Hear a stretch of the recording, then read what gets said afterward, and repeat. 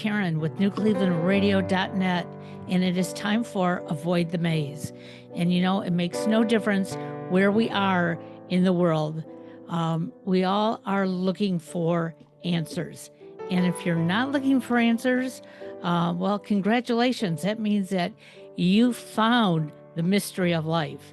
But life is a mystery. And I invite guests on here to talk about the journeys that they take and how they get through some of the daily challenges that too often can disrupt our lives. My guest today, and I'm hoping I'm pronouncing his name right, is Liam Naden. I got it right. And Liam is in France. And so, again, this is sort of something new for so many people, that it's so easy to talk to somebody across the sea and have a conversation and actually get to see them while you're having that conversation. I grew up in the days of long distance calling, and I think it was called shore to shore calling, and it was expensive. So very few of us got that opportunity. But I met Liam on podmatch.com. And when I read his bio, I thought, you know what? We talk with a lot of coaches on this show, and we talk about being present, being in the now. And so many people question that. It's like, how do I do that? I have all these thoughts going through my brain. I just want to find some peace and satisfaction. So I invited Liam on because he talks about that brain and the subconscious that drive us to make the decisions we make. So welcome, Liam, and tell us a little bit about yourself. Hi, Karen. Thank you very much for having me on the show. Absolutely. Yeah, well, I'm a speaker, a teacher, a writer, a researcher, but my main focus is exactly what you were talking about, which is to uncover the real reason we get the results we do in our life. And I think we were talking just before we went recording, and you were mentioning that there are so many different ideas out there and methods and techniques and all those sorts of things, but do they actually work? You know, or is it just, do we spend our lives just going from one thing to another, trying to figure out, will this method, will this idea, will this technique or book or whatever it is, will it finally give me what I'm looking for, which is really to feel in control of my life, to be happy, not to be living with problems, to be enjoying our life and having life as an adventure rather than a struggle. And through my own experience, and really through subsequent working with other people, I've really approached the whole area of success from quite a different angle. And that's what I teach now and share with people. And I hope I get the opportunity, I'm sure I will, to share with your listeners and with you. And that's what we're looking for, because one of the things I've realized in my life, when I would get bogged down, I'd go to certain people for advice, comfort, and one being my mother. And my mother did the best that she could, but she came from a totally different era. I was the youngest of 3 children. I have 2 older brothers. And she would always start out by saying to me, you know, your brothers don't have these problems. And I'd look at her and go, oh, there must be really something wrong with me. I have these problems. And the reality is my brothers didn't go to her. Okay. They either went to my father or they didn't go to anybody. And then as I grew older, I started linking up with friends thinking, oh, you can help me. And sometimes, they gave a good piece of advice here and there, but often what they'd say to me just didn't fit in with who I thought I was. So I know many of our listeners are out there thinking basically the same thing. Boy, I'm not happy. Why do other people like this food and I don't like this food? And how can some people go to college and not even open up a book and be on Dean's List? I mean, all these things that make us different from each other. So you're teaching this technique and you speak about it. So where did it all come from that you felt, hey, I think I have a way for us to find answers? Well, funnily enough, what happened to me was I'd spent my life studying success and being successful, But in my mid-40s, I actually went from being a multimillionaire to losing everything and becoming homeless. And I had to move in with my elderly mother and sleep on the sofa in the living room of her small apartment. And she was in her 70s, and I used to literally watch her go to work each day to pay for the food for me to eat. So it was a very bad time in my life on one level. On another level, it was the best thing that ever happened. But I remember when I was going through it, asking myself, how could this have happened to me? Because the reality was I had spent a lifetime studying success, and I'd tried everything from religion, because I was brought up a Christian in a very religious family. So I really studied the Bible and the teachings of the church on how to be happy, how to be successful. That was my main driver. I wanted to know how I could be more, how I could have more, how I could be happy in my life. So I studied religion. That didn't quite work for me. And then I went on to a whole lot of other things. I went on to all sorts of spiritual and personal development techniques, methods.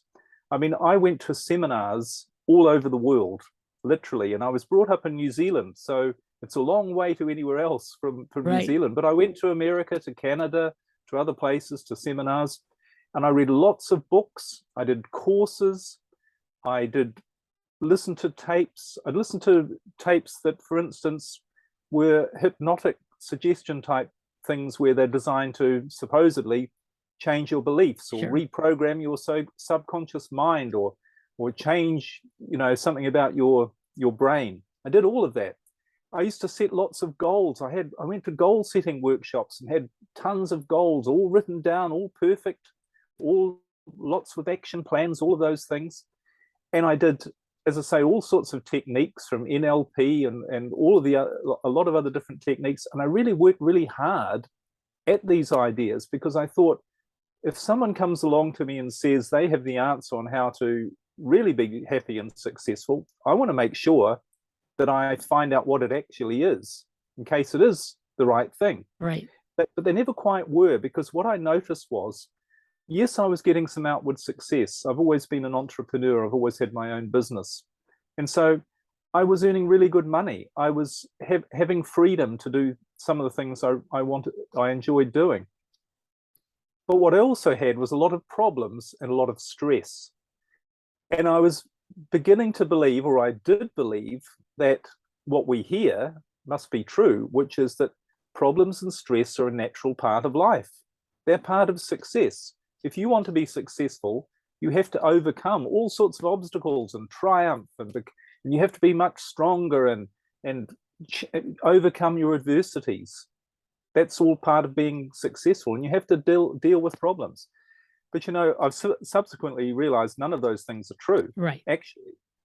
But so what happened was, here I was creating a lot of success in my life. I had multiple businesses, multiple homes, doing some nice travel.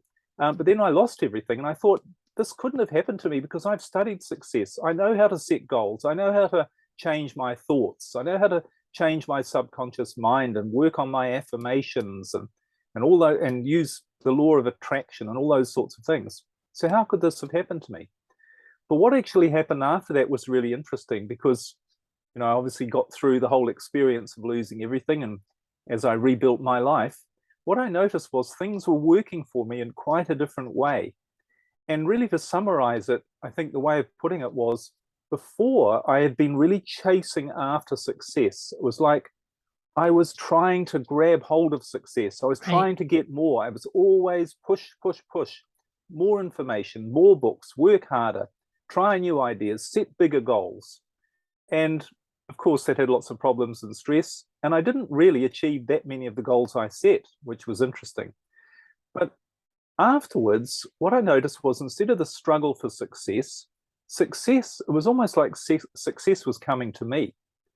So what was happening was, I was starting to rebuild my life with new business ideas and new opportunities. And I was starting to earn really good money again, to provide me with all of the things that I actually wanted to do, which was to travel and enjoy nice things and really have some freedom in my life. But the most interesting thing about it all was, and I said this to myself, this is really strange, because I don't have any problems and stress. I'm not really struggling to achieve things. It's like people and opportunities are coming to me. I'm getting new ideas. I'd be in a shop, and this happened to me, and a man walked in I hadn't seen for 25 years, and he said, "Hi, Liam, why don't you do this? Here's an opportunity for you." And it was perfect. And everything seemed to just flow along and slot into place. I was making the right decisions. I wasn't making wrong decisions, which I'd been doing a lot of the time before. And I was waking up in the morning looking forward to the day, excited, rather than dreading opening my email, which is what I used to do. And I wasn't going to bed at night stressed and worried about all the problems I had for the next day. I was feeling really satisfied and grateful. So I said to myself, I need to figure out what it is that I'm doing, because I don't want to stop. This is too good. I don't want to mess this up. And I had all of this knowledge, all of this information from all of these ideas and everything. And I thought, what's the answer? How can I make this fit? What's the clue here? And what I decided to do was I decided to look at my life from a completely different angle.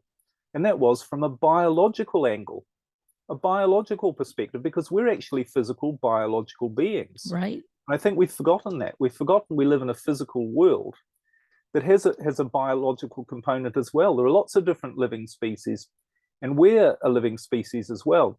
And someone said to me something interesting. He said, I can't remember if it was in a book I read or someone I heard, and he said, if you look at nature, nature is 98% successful.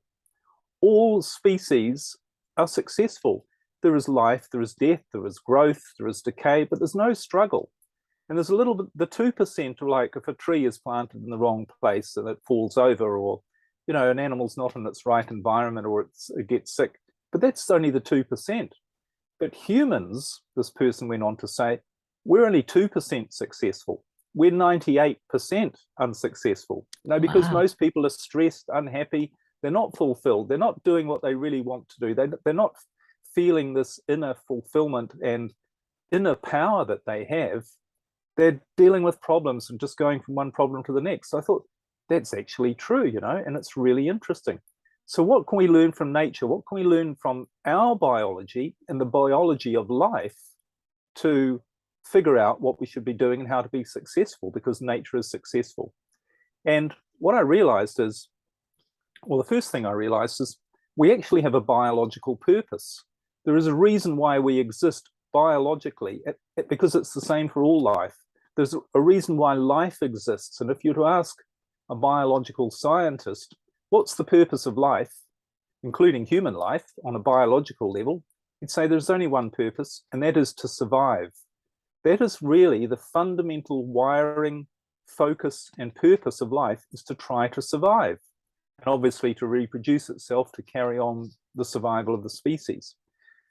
Well, okay, so our role biologically is to survive, but what does that mean? Well, what gives us the greatest chance of survival? What gives anything the greatest chance of survival? What it is when it's at its best.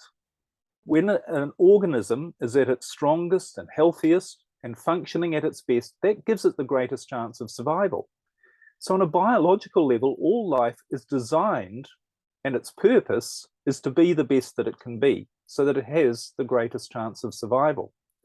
Now, of course, for humans, we're slightly different, because we have a mental, emotional, and spiritual component. Sure.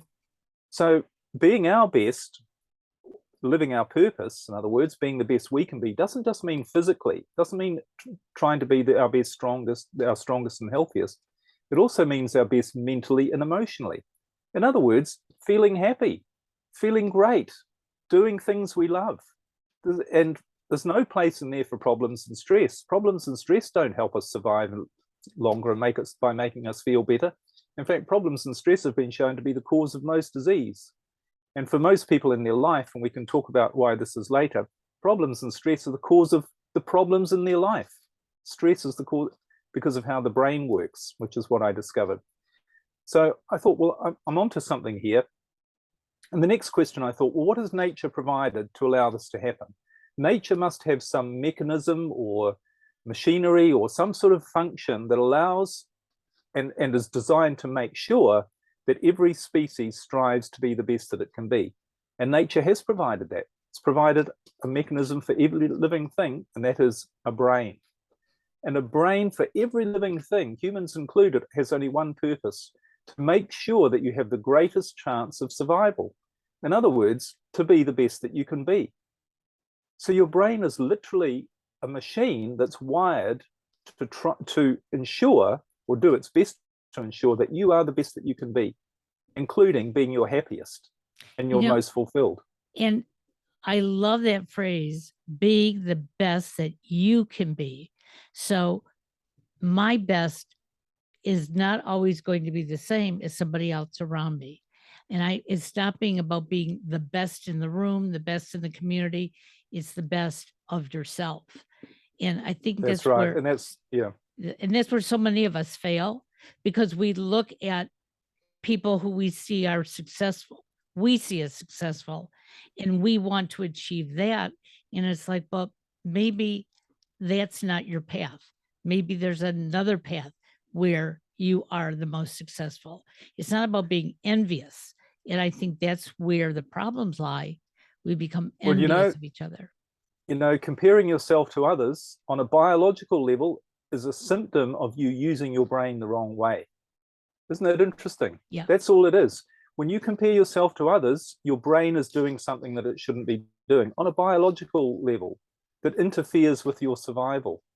So that's one of the many things that we do wrong, quote unquote, because not because we want to do the wrong thing, but because we're using the machine the wrong way.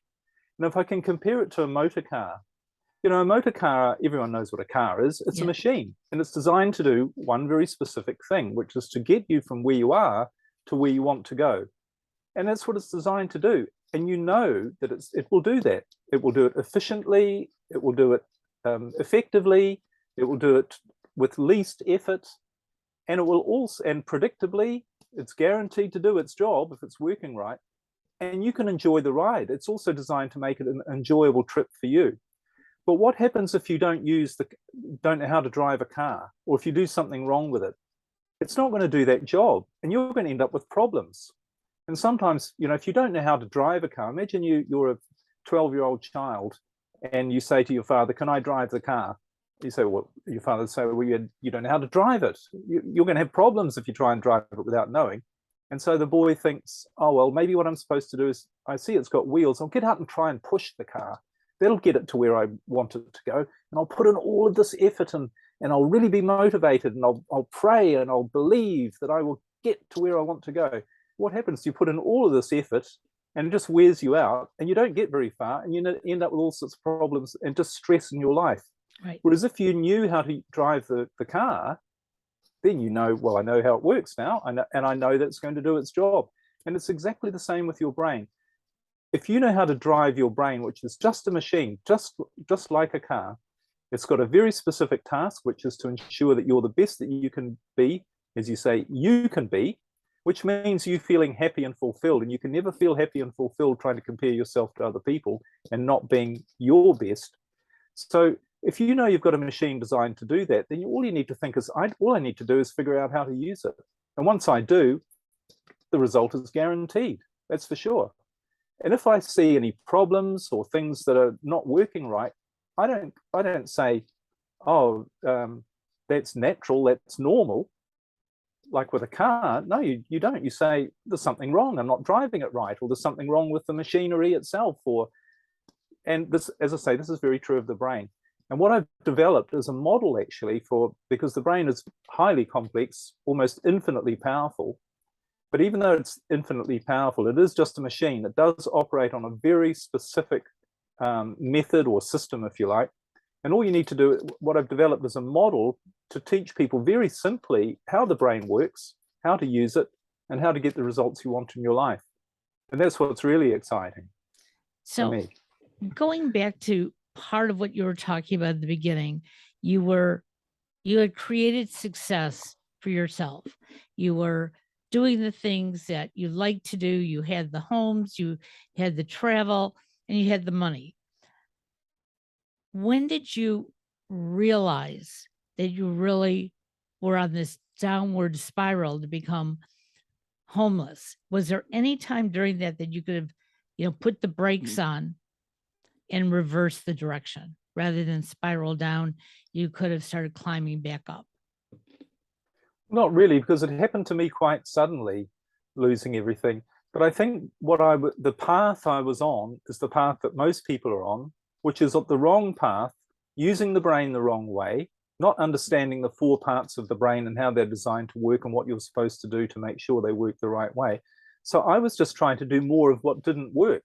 I was the guy out behind the car trying to push it harder, or I was the one with the pedal, the brake pedal and the accelerator both on at the same time, and pushing harder and harder. And that's what happens. And I don't think, and certainly everybody I talk to about this, they don't realize what their brain is and how the 4 parts work together. And once they start to understand it, they go, I've just been using it the wrong way all this time, and I never knew. And now I do. And it's also logical, makes such sense. So, but that's the beauty of going through a moment like losing everything. An experience like that, it forces you to, or for me it did anyway, to look at things differently and say, well, all of this stuff didn't work, but something's working now. What is the difference? And it comes down to this machine, how to use it. And that's what I'm hoping our listeners will hear. I know the majority of my life, I just wanted to be like somebody else, and that somebody else could change in a second. You know, you walk into your classroom at school, and I would see a classmate of mine who looked perfect in her outfit and had people talking, and she had all the right answers in class. And it'd be like, well, that's what I want to be. And yet I didn't know how to get there. And so I took all the wrong paths. And then when I didn't get there, it was like, well, you know, I must be, and I used the word for about the first 60 years of my life. It was always, I must be stupid because I can't be what she is. I can't do the things my parents wanted me to do or my husband wanted me to do. And I woke up one morning realizing, what am I doing to myself? I knew I had more years to live. And it was like, you know, I got to get out of this negative space. I can't let those old voices in my head drive me down the same path over and over again. And so I started doing it, number one, by blogging and letting people point out to me, you know, some things that I was looking at wrong. And they were right. They really got into my psyche, and it was like, this is good. And so, but we don't think that we can train our brain to go down another path. And yet for the last 12 years, I have been. And it's a happy path. It doesn't mean I'm laughing all day long, that I'm making millions of dollars or anything like that, but I'm happy. I'm satisfied. And it's because I'm not walking into roadblocks 24/7. And it sounds like that's what you're talking about as well, that being clear where you want to go and finding the right tools along the way. Is that right? I think we lost Liam. I think his connection. Well, actually, it's not really like that at all. It's actually something rather more fundamental in that. But maybe what I could do to explain where I'm coming from is to explain how the brain works from a biological perspective. Would that be helpful? Oh, yes, absolutely.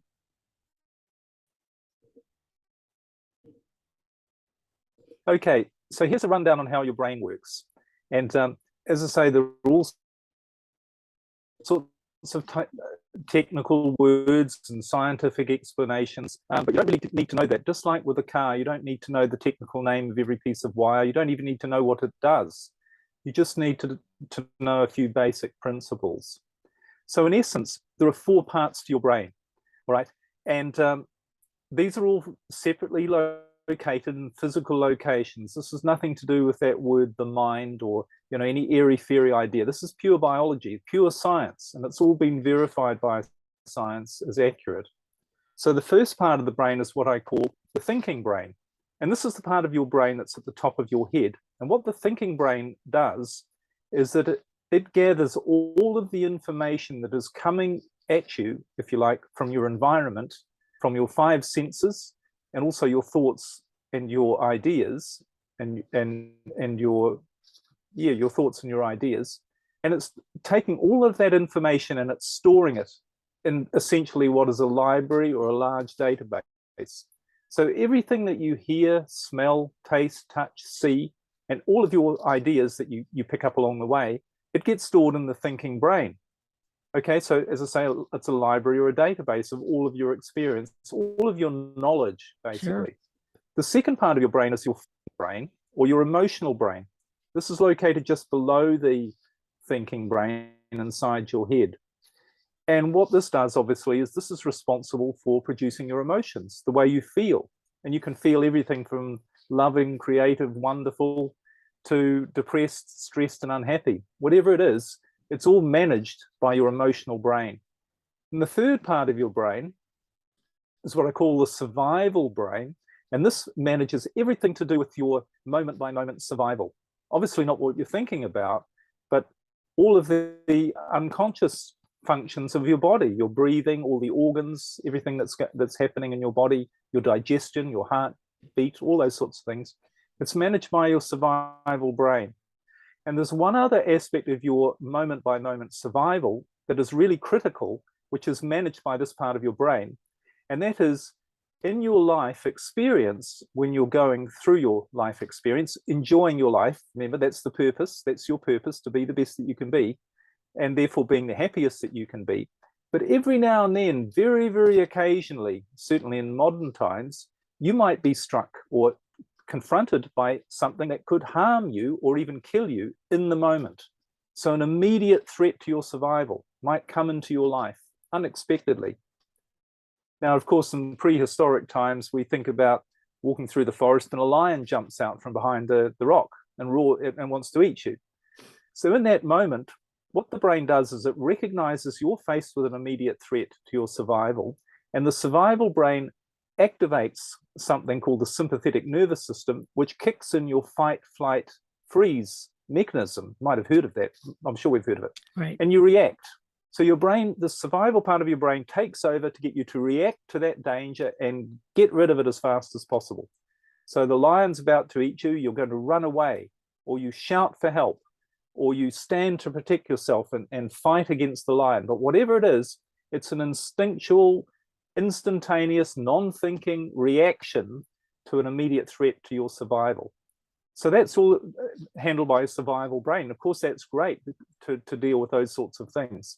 But there's a fourth part of your brain, and in many ways, this is the director of your life. This is the master of the show, if you like. This is the part that manages you and manages the rest of your brain and the rest of you to be the best that you can be, to strive to keep you being the best that you can be. And this is what I call the creative brain. And science has only more recently started to understand the separate physical part of your brain, the separate function, but it's your creative brain.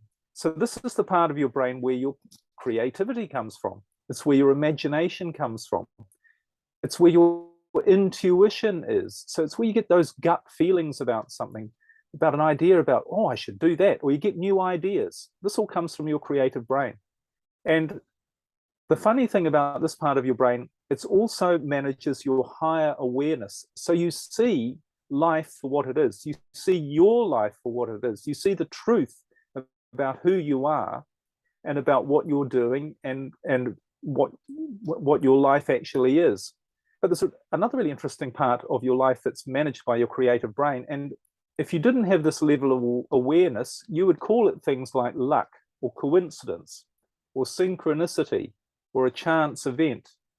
But because our brain is so powerful, when you're in this state, this creative state, you realize that this is managed by your brain as well, by your creative brain. Your creative brain not only manages your internal environment, it manages your external environment to give you the best chance of being the best that you can be. So the way you're supposed to live is you're supposed to let your creative brain run the show.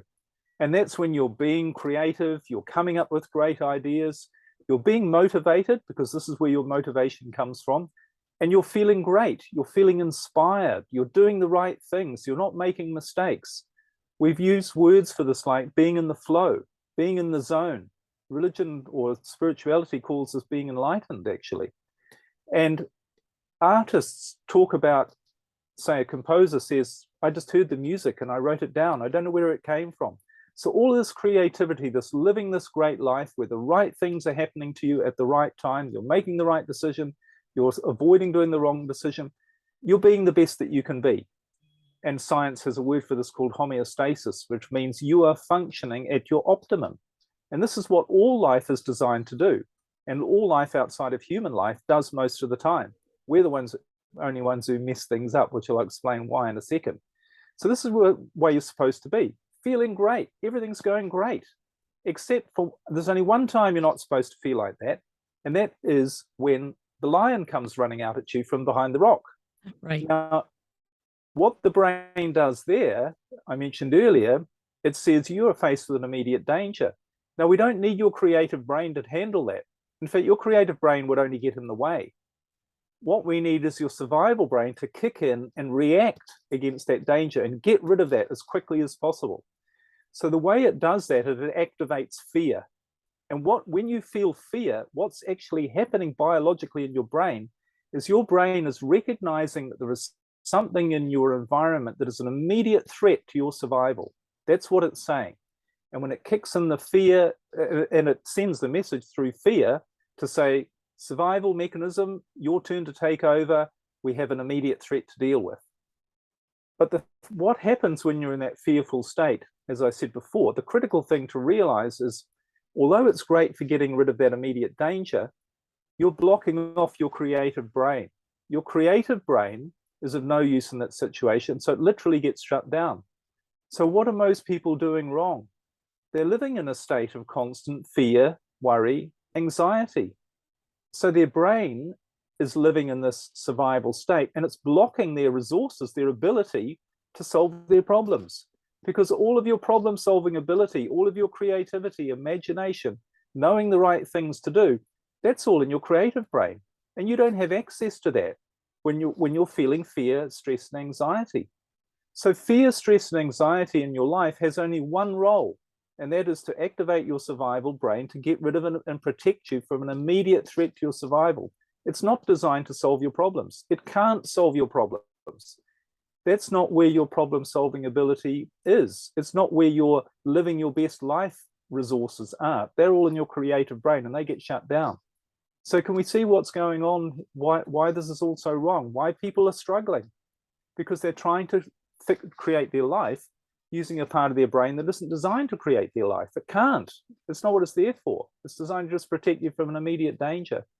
And the funny thing is, when I realized all of this through the science, I thought this is really strange, because I can see where we've been taught this and told this is the way we're supposed to use our brain. In other words, the only time you're supposed to feel fear is when you face an immediate threat to your survival, or feel stress, worry, anxiety. But what does it say in the Bible? The Bible's one of the best success manuals on how to use your brain that exists, because in the Bible, it says more than 360 times, be not afraid, have no fear, have faith, trust, let go. Now, why does it say be not afraid? It doesn't say try not to be afraid, or it's a good idea not to be afraid, or try not to be worried, or try not to be so stressed. It says do not do it, because when you do it, you're using your brain the wrong way, and you can't create your ideal life. And if you want to carry on the religious analogy, the life that God wants you to live, he's given you a creative brain part to enable that to happen. And you're driving the car the wrong way, and you're just not using the right machinery in the right way to allow that to happen.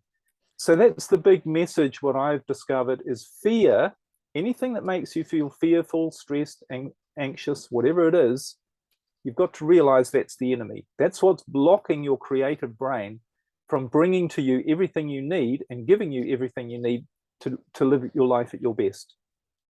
Well, that's how your brain works. Yeah, it's great information, and I know our listeners are going to say they want more. So do you have a website? Do you have a book? What do you have that our listeners could connect more directly with you? Well, everything's on my website, which is just my name, liamnaden.com. And I actually have my own podcast called Using Your Brain for Success, in which I talk about in a lot more detail who you are, how your brain works, and how to use it the right way.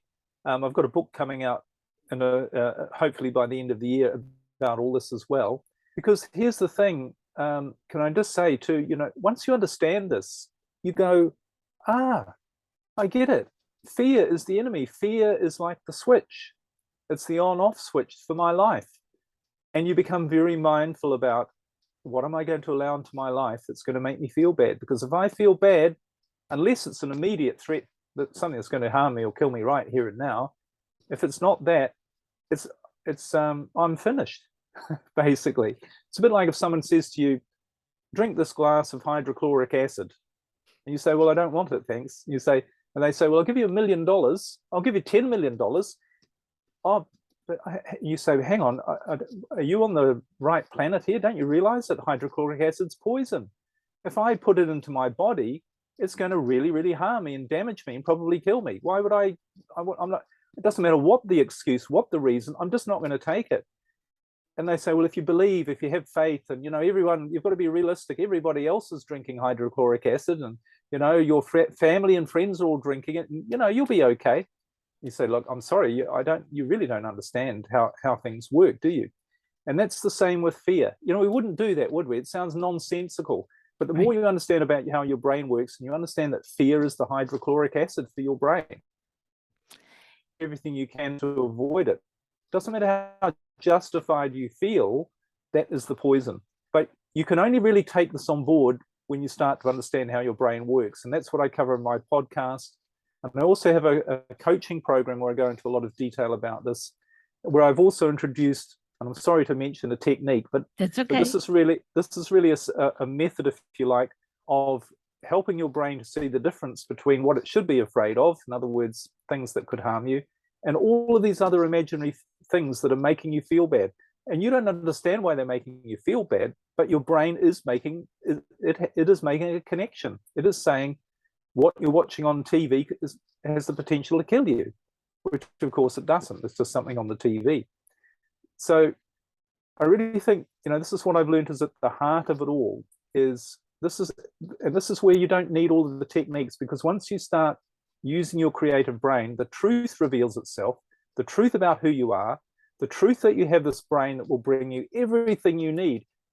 You don't need to go chasing, looking for the next idea and looking for what it is that you need or you think you need to be happy and successful and get out of your problems.